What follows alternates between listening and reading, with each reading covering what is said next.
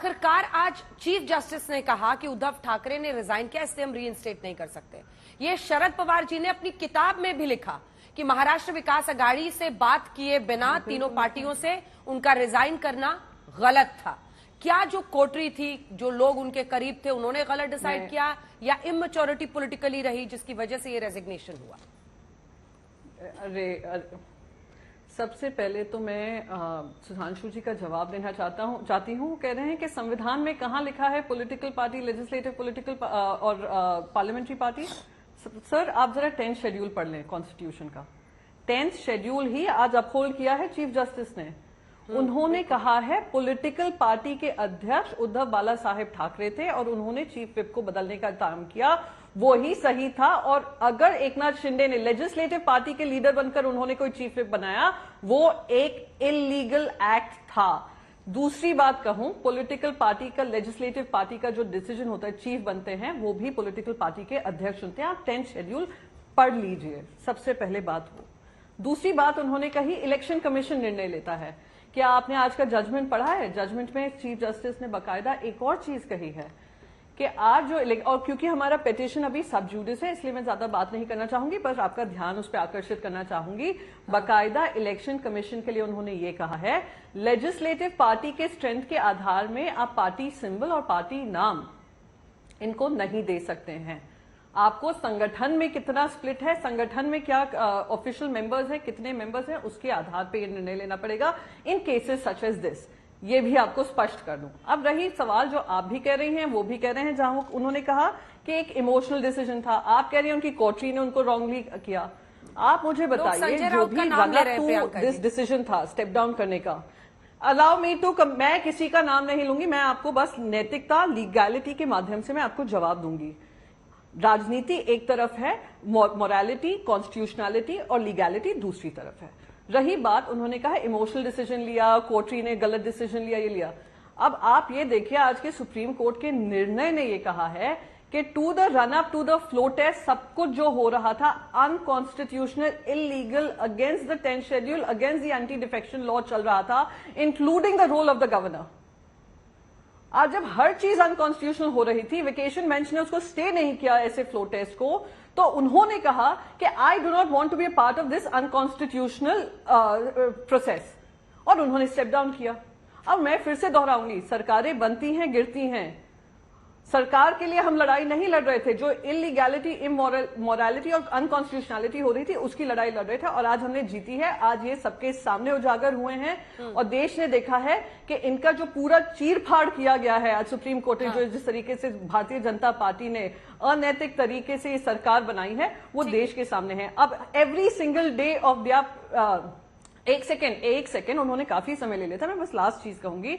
Every single day जो decision लिया जाता है, राइट फ्रॉम स्पीकर का election to the trust vote to the budget that was passed, सब कुछ इलीगल है। और कोई भी निर्णय अब सरकार को लेना नहीं चाहिए और गवर्नर को अलाउ नहीं करना देना चाहिए जब तक ये क्लैरिटी नहीं आए कि ये 16 लोग डिस्क्वालीफाई होते हैं कि नहीं, और चीफ विप जो इलीगल विप था उसके निर्णय को वापस लेते हैं या नहीं। हालांकि कोर्ट की तरफ से ऐसा कुछ नहीं कहा गया है, लेकिन आप ये मान रही हैं कि सरकार को आप फिर से इस मामले को कोर्ट ले जाएंगी, ठीक है। लेकिन मेरे प्रश्न का उत्तर नहीं मिला, इसीलिए मैं प्रियंका जी आपको बीच में टोक रही थी।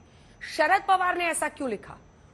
छोड़िए आप सुधांशु त्रिवेदी को, आप छोड़िए अन्य पार्टियों को, छोड़िए एकनाथ शिंदे को, देवेंद्र फडणवीस को, एमवीए के आपके साथी और जो कि आर्किटेक्ट थे एमवीए के, उन्होंने एक किताब में लिखा है कि बिना बात किए क्यों उद्धव ठाकरे ने रिजाइन किया, गलत फैसला था। नहीं, अगर वो उनकी ओपिनियन है, हम यहाँ पे अलायंस जो बना था और जो भारतीय जनता पार्टी के भी अलायंसेस हैं, वो ऐसे नहीं है कि शादी में भी पति और पत्नी में मतभेद होते हैं। एमवी अलायंस में भी सबकी ओपिनियन है। उन्होंने कोई ओपिनियन दिया है, आप उनको आर्किटेक्ट बोल दीजिए, डिजाइनर बोल दीजिए, वो उनका ओपिनियन है। बट उद्धव जी ने बहुत क्लियरली कहा है, he did not want to be a part of an unconstitutional decision making, जहां फ्लोर टेस्ट को ही अनकॉन्स्टिट्यूशनल और इनवैलिड आज सुप्रीम कोर्ट के जजमेंट ने किया है। मैं तो कहती हूं यही एक लीगल टेनेबल राइट डिसीजन हुआ कि उन्होंने स्टेप डाउन, एक सरकार बचाने के लिए और एक सरकार में बने रहने के लिए, मुख्यमंत्री बने रहने के लिए, वो अनकॉन्स्टिट्यूशनलिटी का हिस्सा नहीं होना चाह रहे थे और नहीं हुए। नैतिकता पर जवाब सबको उजागर कर गए हैं और अब स्पीकर की जिम्मेदारी होगी। ठीक है, नैतिकता पर आप सुधांशु जी जवाब दीजिए उनको। वो कह रही हैं कि वो, और ये उद्धव साहब ने खुद कहा, नैतिकता वो कह पर रहे मैं हैं दो कि मैं गद्दारों के साथ सरकार नहीं चलाना चाहता था। जवाब दीजिए। नैतिकता पे मैं 2 पॉइंट बोलता हूं। जब हमारा इनका मिलकर चुनाव लड़ा 2019 में, एक भी व्यक्ति बताएं इनका नेता जिसने मोदी जी की फोटो लगाकर न मांगा हो वोट, इंक्लूडिंग आदित्य ठाकरे जी। उसके बाद चुनाव खत्म होते ही तुरंत बदल जाना, यह नैतिकता थी। किसके लिए? सत्ता के लिए, चीफ मिनिस्टर बनने के लिए।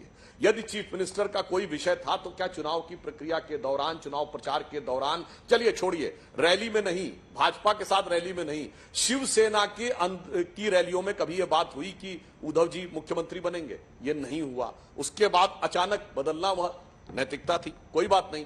अरे पूज्य बाला साहब ठाकरे जी, जिन्होंने क्या क्या नहीं बोला है कांग्रेस के लिए, सब अवेलेबल है आजकल डिजिटल में, उनके विचारों का परित्याग करके कांग्रेस के साथ जाना नैतिकता थी।